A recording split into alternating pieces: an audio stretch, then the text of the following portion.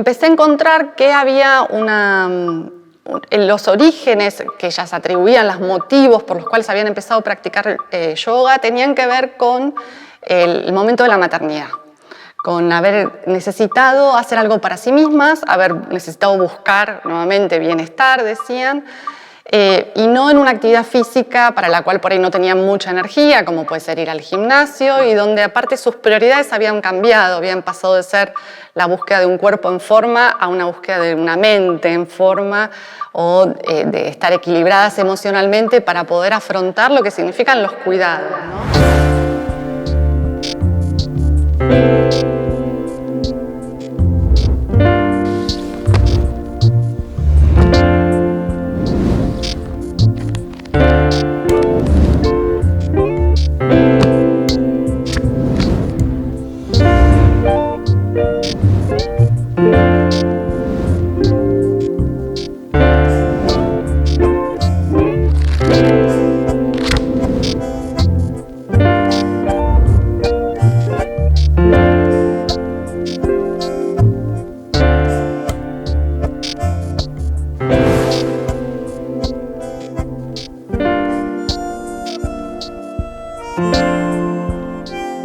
Hola, hola, ¿cómo les va? Les damos la bienvenida a una nueva edición de Los Otros Libros desde la librería de la Universidad Nacional de Mar del Plata. Hoy recibimos a Ana D'Angelo, la autora de Bienestar de los Cuerpos Conscientes.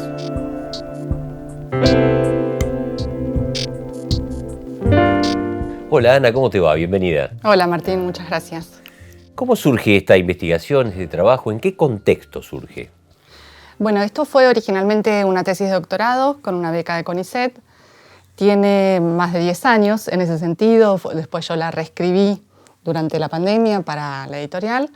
Pero el momento en el que yo empecé a analizar, si bien fue la década a principios del 2010, por ahí, lo que empecé a analizar fue, me fui unos 10 años para atrás y empecé a pensar la crisis del 2001.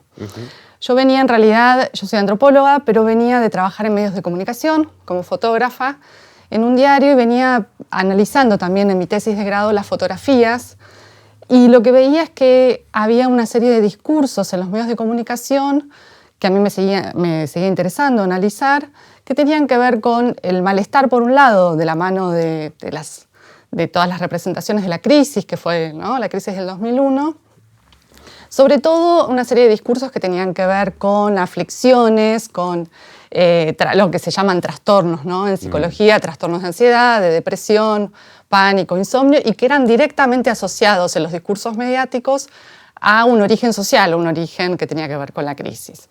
Y de la mano de esos discursos empiezo a ver una serie de discursos que yo empecé a considerar discursos del bienestar, como una contracara, como si el estrés y el bienestar fueran dos polos de una misma situación originada socialmente.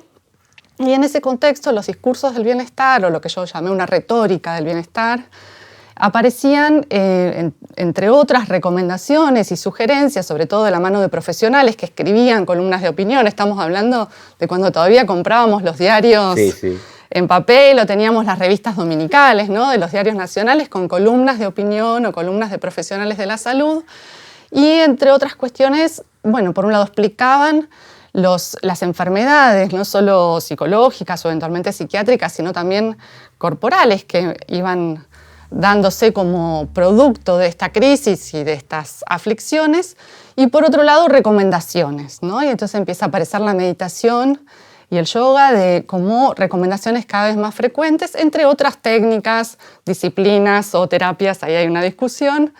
Y entonces decidí analizar ese contrapunto, ¿no? Bueno, ahí un poco así empieza. Anticipaste una de las preguntas, o me respondiste parcialmente una de las preguntas que te iba a hacer. Dijiste yoga, no yoga. Sí, bueno, cuando yo empecé a investigar, para mí era el yoga. De hecho, bueno, yo practicaba. También por eso empecé a encontrar ahí un lugar posible, un lugar empírico posible donde investigar qué pasaba con estos discursos, pero de la mano de qué le pasaba a los actores con estos discursos. Y lo que veía era una masividad en la práctica de yoga. Por eso, cuando hablo del yoga con Y bien a lo porteño, estoy pensando en ese tipo de prácticas, ¿no? Una práctica que se puede hacer en un gimnasio, que está absolutamente secularizada, donde no hay ni siquiera, a veces ni siquiera un saludo o un om o ningún tipo de mantra ni ninguna referencia espiritual.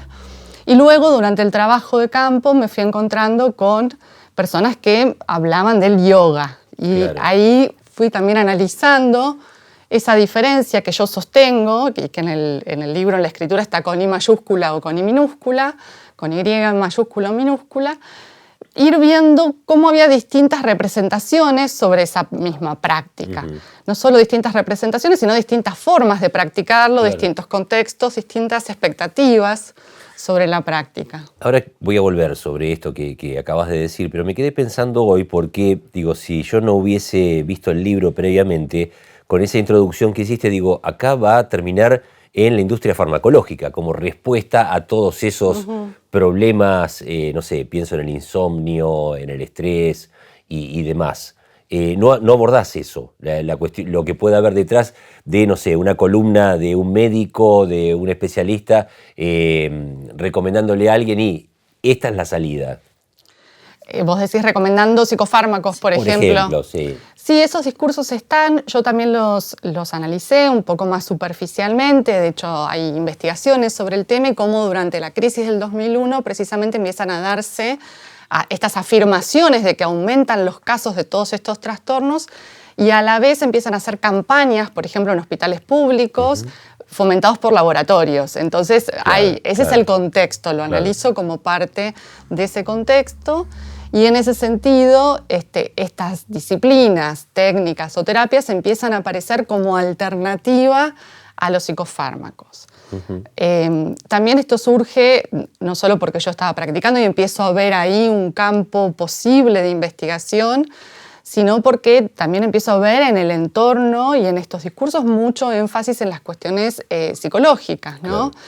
Y de hecho la psicología, la psicoterapia, sobre todo las cognitivo-conductuales, son las primeras o las que más tienden a incorporar de alguna manera o a recomendar la respiración, por lo menos, la meditación. Después, bueno, hay distintas vertientes. Ahí volvemos sobre el yoga, porque, a ver, conocemos gente que practica yoga porque, no sé, tiene un problema de columna, por ejemplo, o de posición, o están los surfers en Mar del Plata que hacen yoga para complementar su actividad.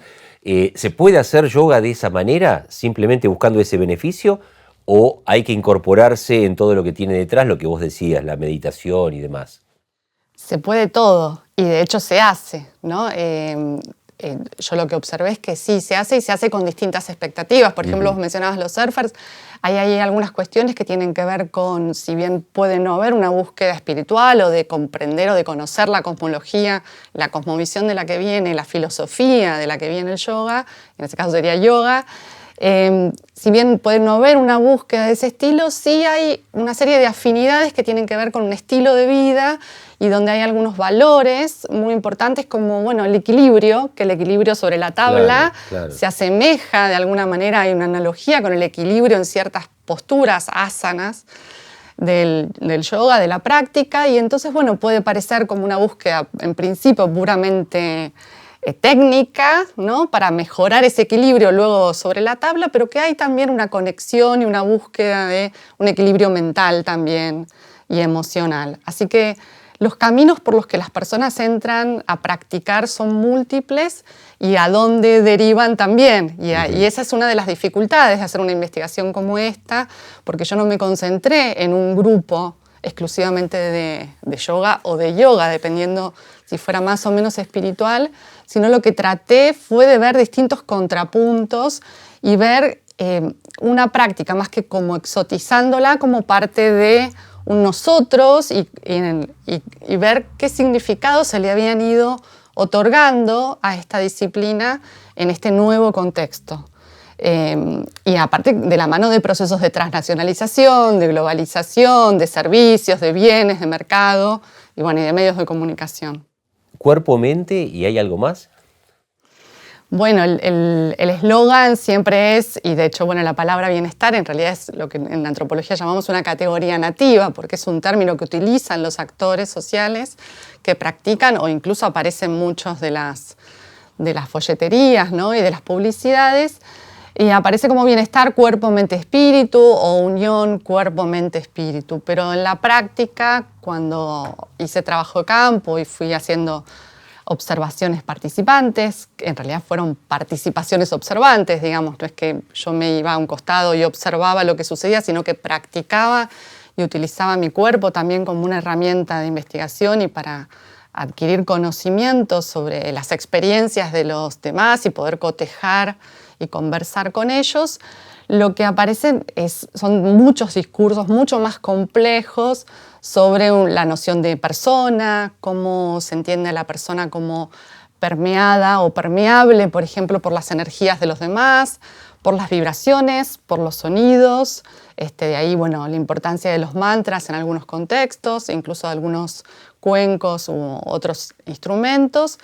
Y la cuestión también de la respiración, como las personas cuando ingresan a una práctica van sintonizando sus respiraciones y percibiendo también lo que pasa a su alrededor, y eso genera un mayor bienestar, una mayor posibilidad de atención al propio cuerpo, y el cuerpo aparece como un medio, en principio desde la filosofía del yoga, como un medio para aquietar la mente, pero esto es el primer paso, digamos. Ellos plantean, los textos védicos, los textos tradicionales plantean varios pasos, plantean por lo menos 8 y terminan con una serie de cambios éticos también. Pero una frase que a mí me gustó mucho, que dijo una instructora, fue conciencia en la postura, no conciencia de la postura. Nosotros tenemos una idea de que somos sujetos pensantes, no es este modelo cartesiano dual, que el sujeto es la mente, nos identificamos con esa mente, y entonces nos imaginamos que buscaríamos tener conciencia de cuál es nuestra postura. En realidad es conciencia en la postura. Ahí yo fui entendiendo que la idea de conciencia, la palabra conciencia, para quienes practican y para quienes más conocimiento tienen, significa cosas muy distintas que lo que pensamos en primer término. Porque aparece en el título del libro, Cuerpos Conscientes. Exacto. En principio la idea de conciencia tiene que ver va de la mano de la idea de espíritu, de una conciencia de quiénes somos, ¿no? En esa búsqueda. Y el cuerpo aparece como entonces un medio mucho más allá de aquietar la mente, un medio para poder descubrir quiénes realmente somos. Esto en las búsquedas más personales y más profundas, pero no todo el mundo practica con esa intención, ¿no? Y con esa expectativa. Hiciste referencia a la crisis del 2001.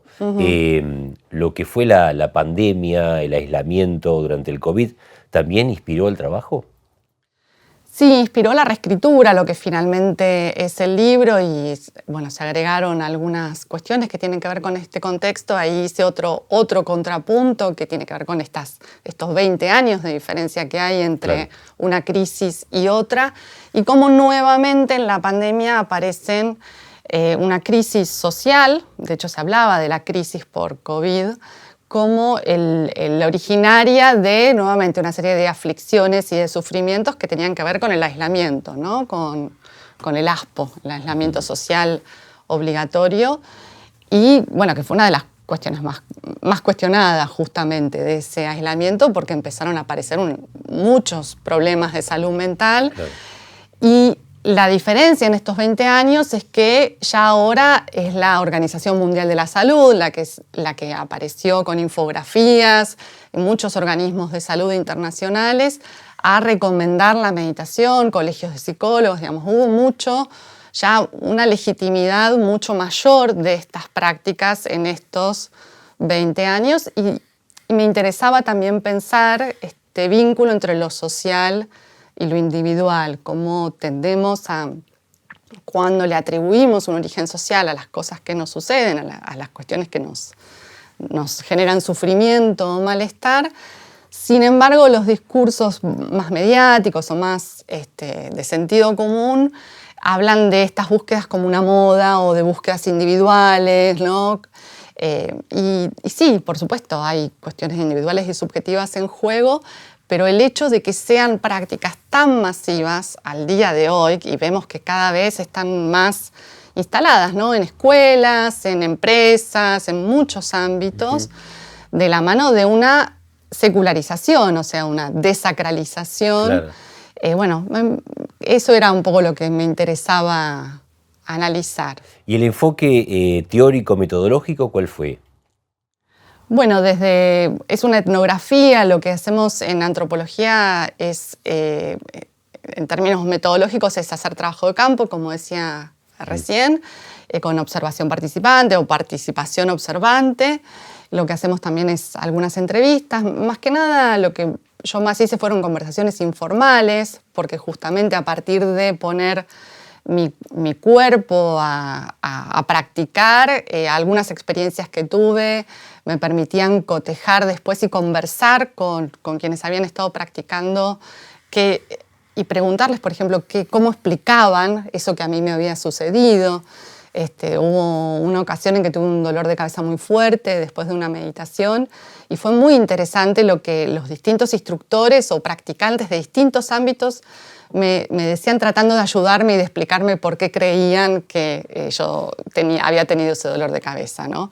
Y entonces ahí hay una riqueza en términos de conocimiento mucho mayor que la que por ahí una persona, cuando uno en una entrevista le pregunta por alguna experiencia y qué significados le otorga, a veces a las personas nos cuesta mucho más reconstruir eso que cuando alguien te está haciendo una sugerencia o una recomendación.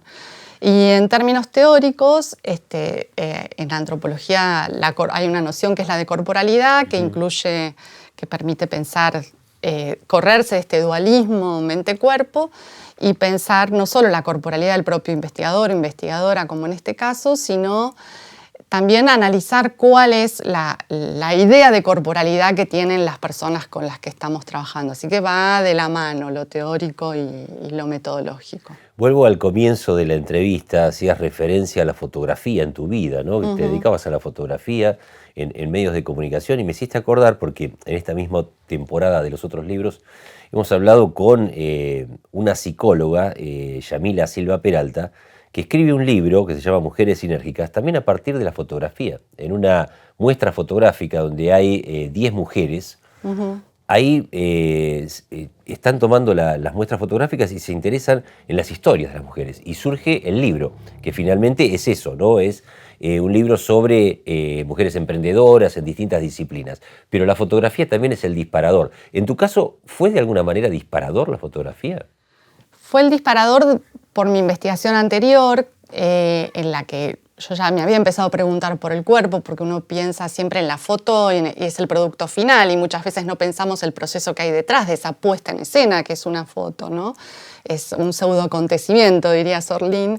Y yo ya había empezado a pensar eso, la práctica que hay detrás de la foto. Y entonces el interés por las prácticas y por el cuerpo estaba, y también pensar que en disciplinas sociales, como es la antropología, pero en las ciencias en general, le damos mucho más valor a la palabra, y mucho de lo que vivimos y experimentamos y nos permite adquirir conocimiento durante el trabajo de campo no es tan fácil de trasladar en las palabras. Entonces hay una línea de antropología que es la antropología visual, en la que yo me ocupé en ese primer trabajo, y ahora en este segundo, bueno, la cuestión de las prácticas y de la corporalidad, cómo es muy difícil, ¿no?, plasmarlo en una linealidad del lenguaje. Y ahí, cuando hablamos del cuerpo, ¿aparece el estereotipo del cuerpo femenino, el cuerpo masculino? A ver, yo me detengo en lo que es el fútbol hoy, el fútbol súper profesional, y son todos iguales los futbolistas. Cuando se quitan la remera, el cuerpo de un futbolista es igual a otro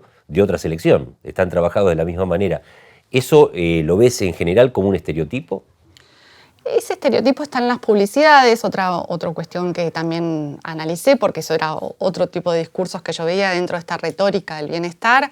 Hay muchas publicidades donde aparecía sobre todo una mujer, ¿no?, delgada, en pose de meditación y ofreciendo una serie de productos que no tenían nada que ver con la práctica ni con la disciplina, y donde se retomaban estas imágenes, ¿no?, del equilibrio nuevamente, de la liviandad, por ejemplo, de la armonía y del bienestar.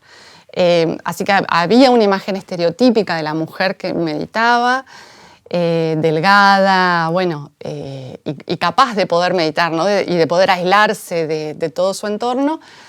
Y lo que hice a partir de esos discursos fue ver qué pasaba con las mujeres con las que me iba encontrando en el trabajo de campo, que eran mayoritariamente mujeres, y empecé a encontrar que había en los orígenes que ellas atribuían, los motivos por los cuales habían empezado a practicar yoga, tenían que ver con el momento de la maternidad, con haber necesitado hacer algo para sí mismas, haber necesitado buscar nuevamente bienestar, decían, y no en una actividad física para la cual por ahí no tenían mucha energía, como puede ser ir al gimnasio, claro. Y donde aparte sus prioridades habían cambiado, habían pasado de ser la búsqueda de un cuerpo en forma a una búsqueda de una mente en forma, o de estar equilibradas emocionalmente para poder afrontar lo que significan los cuidados, ¿no?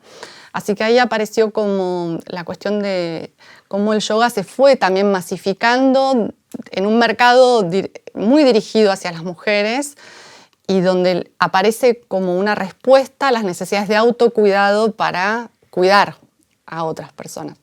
Algo que también aparecía en estas infografías después, ¿no? Durante la crisis del COVID-19, porque en general cuando aparecían distintas imágenes de tareas o actividades que podíamos hacer para sentirnos mejor estando en aislamiento, bueno, para una persona mayor aparecía alguien regando, un varón por ahí corriendo, y las mujeres aparecían en esos dibujos practicando yoga o meditando en la postura típica de... Había una publicidad, una mujer que quería meditar y no lo lograba, que era la de Mamá Luchetti. Sí, bueno, era muy graciosa porque ella trata de meditar, está sentada y el nene se acerca y va sorbiendo de un sorbete y hace ruido, entonces ella le dice más lejos, mamá necesita espacio, mamá... Antes de ser mamá era Mirta Rodríguez de Nadie, dice, bueno, creo que es como un ícono también de un producto dirigido a la alimentación muy de la mano de esto de cuidar, ¿no? Estos discursos de que cuidar también es dar de comer. Y bueno, y creo que no es casual que fuera, me parece sintomático, ¿no? Que fuera dirigido a las mujeres o que genere esa complejidad y esa gracia. Creo que los discursos mediáticos y publicitarios en realidad reflejan lo que pasa a nivel social. Ana, estamos en la librería de la Universidad Nacional de Mar del Plata, en una librería aquí en el medio haciendo un programa. Uno de los problemas que tiene el librero generalmente es dónde ubica el libro, en qué sección va. Tu libro, ¿a dónde va? ¿A qué sección?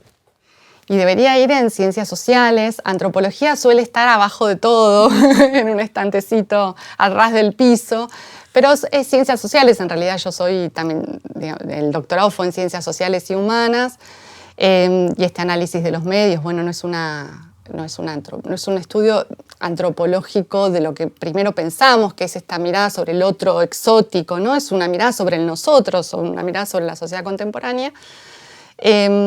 Así que debiera ir en ciencias sociales. De hecho, fue todo un tema cuando elegíamos las palabras claves para catalogarlo, porque mi temor era que fuera a la sección de esoterismo.